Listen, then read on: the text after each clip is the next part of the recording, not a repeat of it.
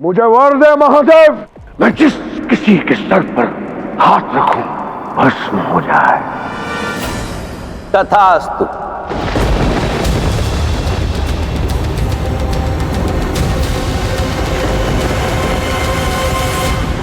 स्मरण आया आराध्य, सभी देवता आपके पास आए थे, आपसे विनती की थी। देवी पार्वती ने भी आपको मना किया था, आपको रोकने का प्रयास किया था, किंतु आपने किसी की नहीं सुनी। त्रिकासुर को वर देके भस्मासुर आपने बना दिया। अब बताइए, क्या मैं अनुचित कह रहा हूं?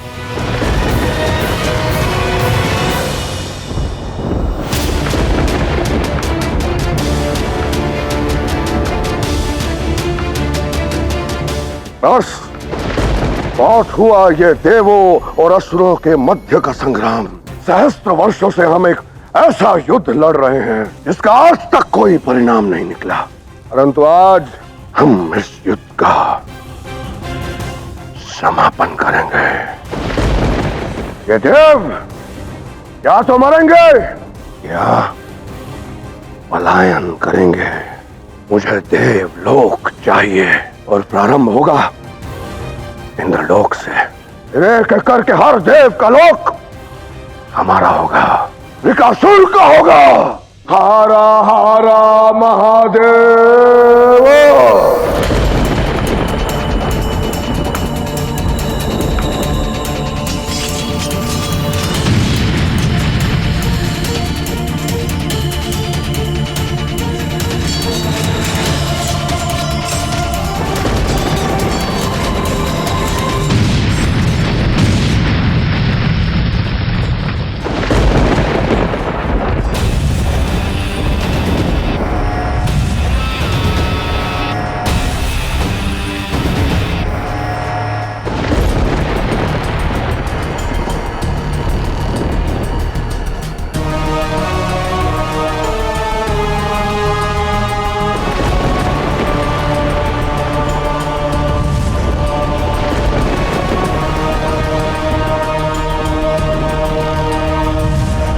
जितना हमने सोचा था, ये भस्मासुर तो उससे कई गुना अधिक शक्तिशाली है।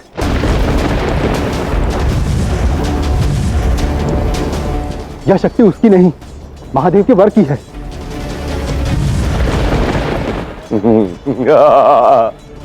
इस प्रकार तो हम इंद्रलोक हार जाएंगे।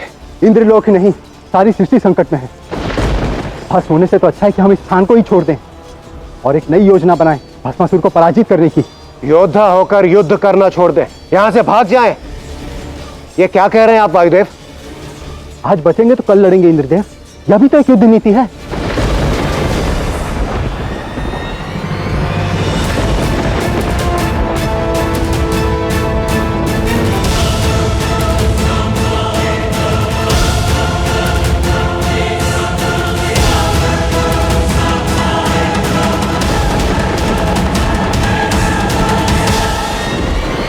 इंद्रदेव बचिए।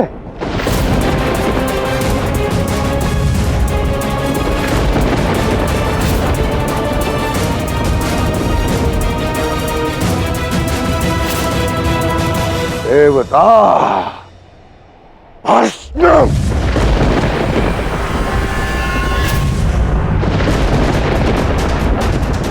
कब तक बचोगे तुम?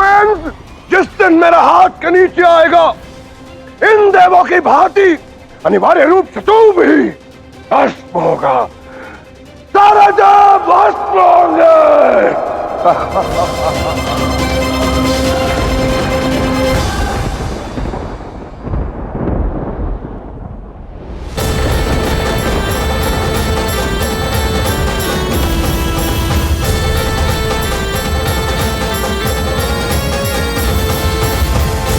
महाबली भस्मासुर की जय! महाबली भस्मासुर की जय! महाबली भस्मासुर की जय!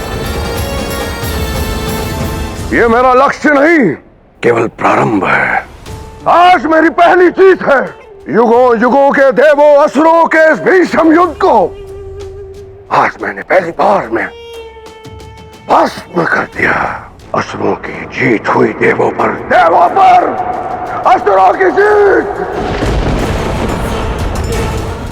महादेव की कृपा से अब ये सारी सृष्टि, समस्त ब्रह्मांड मेरा होगा। कहां बचकर जाएंगे ये देवता, ब्रह्मांड के कोने कोने से पकड़कर मैंने भस्म करूंगा। इंद्रलोक देवलोक का प्रतीक है और हम देवलोक हार चुके हैं नारायण। हे नारायण, हमारे पास शरण लेने को कोई भी स्थान नहीं बचा है। नारायण, भस्मासुर हमें तीनों लोकों में ढूंढ रहा है। जहां मिलेंगे वही भस्म कर देगा वो हमें। ऐसी स्थिति में हमारे पास केवल दो ही स्थान सुरक्षित है, एक है कैलाश और दूसरा वैकुंठ। नारायण, हम कैलाश जा नहीं सकते क्योंकि वहां से हमारे शत्रु को वरदान प्राप्त हुआ है। इसलिए आपसे विनती है नारायण, हमें वैकुंठ में शरण दीजिए। यदि आपने हमें शरण नहीं दी तो हम स्वयं भस्मासुर के समक्ष जाकर खड़े हो जाएंगे और उससे कहेंगे कि हमें भस्म कर दे। ऐसा कुछ करने की आवश्यकता नहीं है। वैकुंठ से कोई भी कुंठित होकर नहीं जाता। आप यहीं रुकिए वैकुंठ में। धन्यवाद नारायण। तो नारायण, यदि भस्मासुर यहां आ गया तो महादेव के वरदान के बाद उसे कोई नहीं रोक पाएगा। आप भी निसहाय होंगे नारायण। समय यदि असहाय बना देता है तो समय आने पर यह सहायक भी बनता है। जब ऐसा समय आएगा तो देखा जाएगा। अब चिंता मत कीजिए।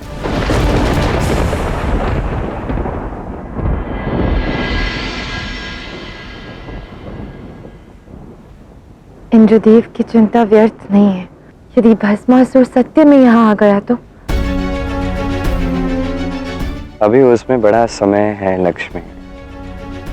जब भी मनुष्य को कोई बड़ी शक्ति प्राप्त होती है तो सर्वप्रथम वो छोटे मार्ग ढूंढता है शीघ्र सफलता पाने का। और वैकुंठ का मार्ग तो बड़ा लंबा है। अभी अनेक पड़ाव आएंगे। अब यदि मैं और महादेव ही कर्म चक्र के बाहर नहीं हैं तो इससे भस्मासुर कैसे छूट सकता है। अब महादेव ने भस्मासुर को वर दे दिया। अब उसी वर से भस्मासुर का काल निकलेगा। बस प्रतीक्षा करनी होगी।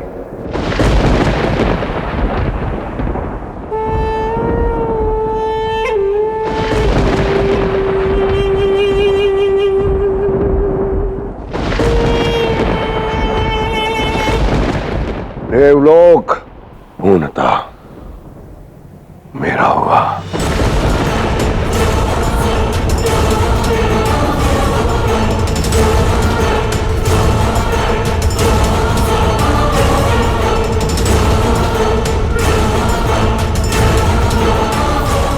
विचित्र है, जब वृकासुर था तो सारे देव मेरे सामने खड़े थे।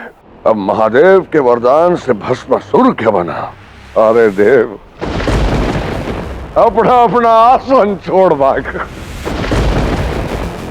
किसी में साहस नहीं महाशक्तिशाली भस्मासुर के सामने खड़ा हो पाए। महाबली भस्मासुर की, महाबली भस्मासुर की, महाबली भस्मासुर की, महाबली भस्मासुर की।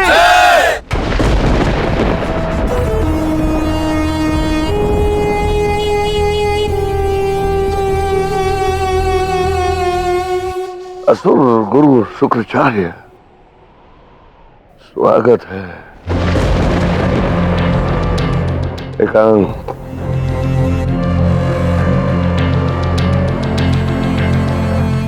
अंततः आप देवलोक में खड़े हैं और कोई देवता नहीं है आपका विरोध करने के लिए।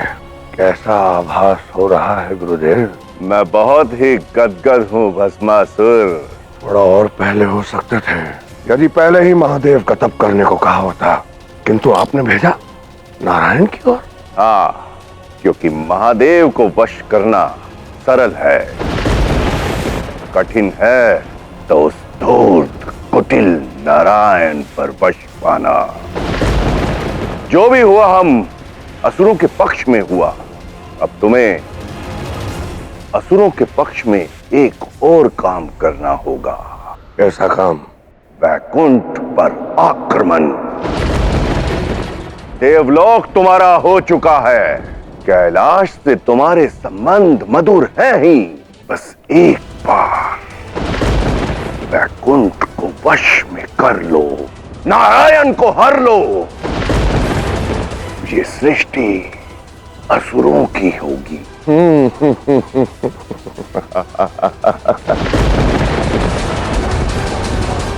भस्मासुर! गुरुदेव, ज्ञात है मुझे कि कितनी घृणा करते हो आप नारायण से, और इस बात का भी ज्ञात है कि क्यों चाहते हो आप कि मैं वैकुंठ पर आक्रमण करूं। वैकुंठ भी हमारा होगा, किंतु गंतव्य दूर हो तो रुक रुक कर यात्रा करनी पड़ती है शुक्राचार्य। और पहले मैं कैलाश जाऊंगा। ये क्या कह रहे हो तुम? हाँ, ठीक कहा आपने। कैलाश से मेरा संबंध मधुर है, पर आपको ये नहीं भूलना चाहिए शुक्राचार्य कि कैलाश भी तो देव भूमि है ना, और महादेव त्रिमूर्ति का महत्वपूर्ण भाग। यदि वैकुंठ पर आक्रमण किया और महादेव को वैकुंठ से बुलावा आया तो इसलिए मैं चाहता हूं कि मैं पहले कैलाश को अपने अधिकार में लूं, उसके बाद वैकुंठ। महादेव को वश में करोगे तुम? असंभव है। महादेव के वरदान से ही यह संभव है। मैं आपको वचन देता हूं कि कैलाश के बाद वैकुंठ भी हमारा होगा, कोई विरोध नहीं होगा। विरोध होगा मूर्ख। मैं तुम्हें उनके धाम पर आक्रमण करने नहीं दूंगा।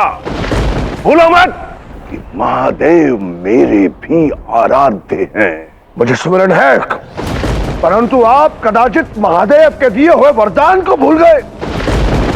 आप असुर गुरु हैं, इसलिए आपकी दृष्टता क्षमा कर रहा हूं।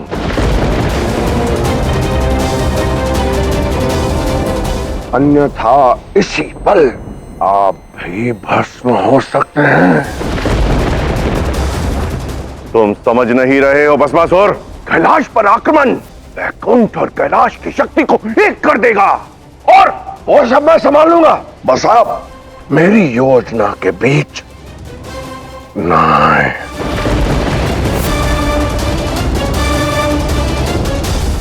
देखा महादेव, आप ही के वर को आप ही के विरुद्ध प्रयोग करने आ रहा है आपका भक्त। हाँ महादेव, सारे गणप्रीत सामना करने के लिए सज हैं, परंतु क्या आपके वर के सामने हम सभी टिक पाएंगे? अपने लिए स्वयं कांटे बो दिया आपने महादेव। क्यों दिया आपने ऐसा वर जो आपके साथ साथ पूरी सृष्टि के लिए भी घातक होने वाला है?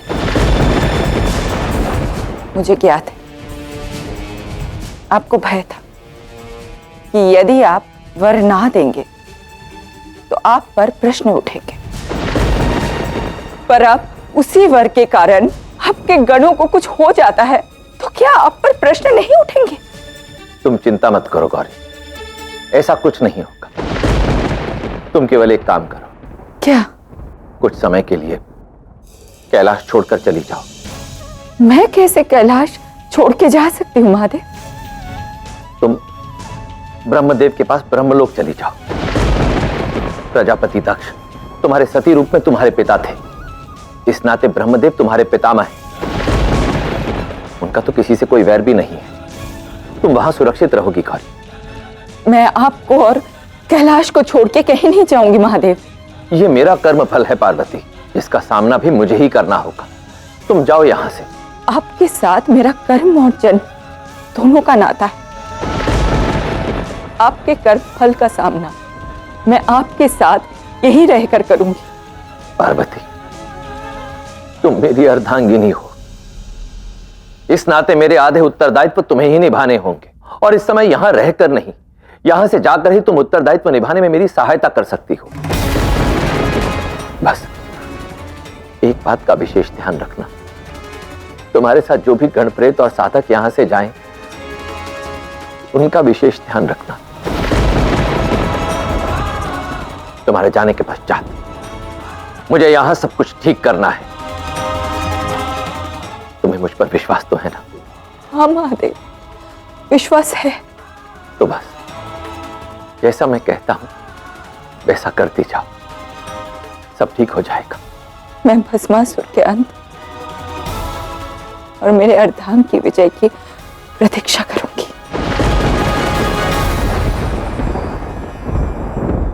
स्मरण आया आराध्य, आपने देवी पार्वती के साथ सभी गण प्रेतों को आश्वासित किया था कि आप भस्मासुर के इस उत्पात का अंत करोगे, इस समस्या का हल निकालोगे, सब कुछ संभाल लोगे, किंतु आपने किया क्या आराध्य? मैंने अपना कर्म किया, अपने आराध्य अर्थात आपकी भूल को सुधारा मैंने। मेरी भूल? हाँ आराध्य, आपकी भूल। कदाचित आप भूल रहे कि ये सब आरंभ भी आप ही ने किया था। देवऋषि नारद को वृकासुर की तपस्या रोकने के लिए आपने ही भेजा था। देवऋषि नारद द्वारा वृकासुर को आपकी तपस्या के स्थान पर मेरी तपस्या करने के लिए भी आप ही ने कहा था। और तो और सभी देवताओं को वैकुंठ में भी आपने ही रोका था। तो फिर मैंने भी यह निर्णय लिया कि जब आप इतना सब कर ही रहे तो भस्मासुर नामक इस समस्या का समाधान भी मैं आपसे ही करवाऊंगा।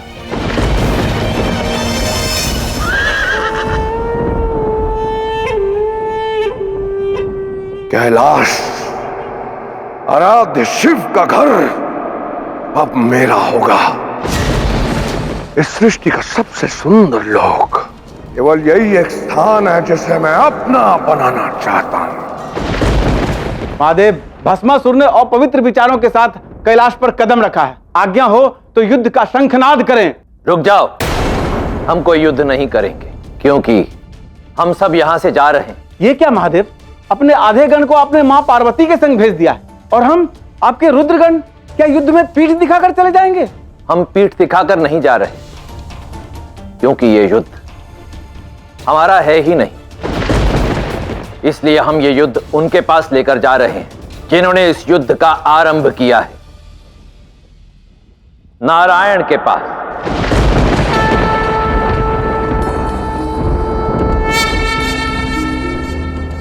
क्या हुआ नारायण?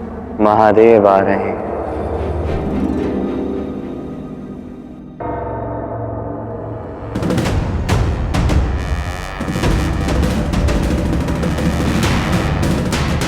मुझे आज भी स्मरण है कितना आनंद का क्षण था वो मेरे लिए। ऐसा क्षण जहां मेरे आराध्य पहली बार मेरे निवास में पधार रहे थे, किंतु आपने परिस्थिति क्या बना दी थी आराध्य। मैं आपका आशीष प्राप्त करने के लिए हाथ पसारे खड़ा था और आप एक कैसा अनुरोध लेकर आए थे मेरे पास। मैं वो अनुरोध लेकर आपके समक्ष इसलिए प्रस्तुत हुआ था नारायण, क्योंकि उस समय वही उचित था।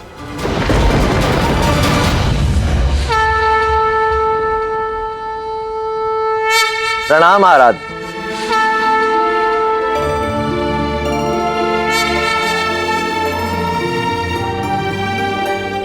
मेरे निवास स्थान वैकुंठ में मेरे आराध्य महादेव का स्वागत है। मैंने सुना है आराध्य कि वैकुंठ में किसी को कुंठा नहीं होती, परंतु मैं यहाँ कुंठित होकर ही उपस्थित हुआ। अतिथि बनकर स्वागत लेने के लिए नहीं, पीड़ित बनकर न्याय लेने के लिए आया हूँ मैं। भस्मासुर नामक समस्या का निदान पाने के लिए आया हूँ मैं। किंतु ये समस्या तो आपने ही जनी है। मैं तो केवल वो शाखा मात्र हूँ नारायण, जिस पर भस्मासुर नामक ये फल लगा है। उसका मूल तो आप ही है। इसलिए मैंने ये निर्णय लिया है कि मैं तब तक वैकुंठ में ही रहूंगा जब तक कि इस समस्या का, जिसका आरंभ आपने ही किया है, समाधान नहीं मिल जाता।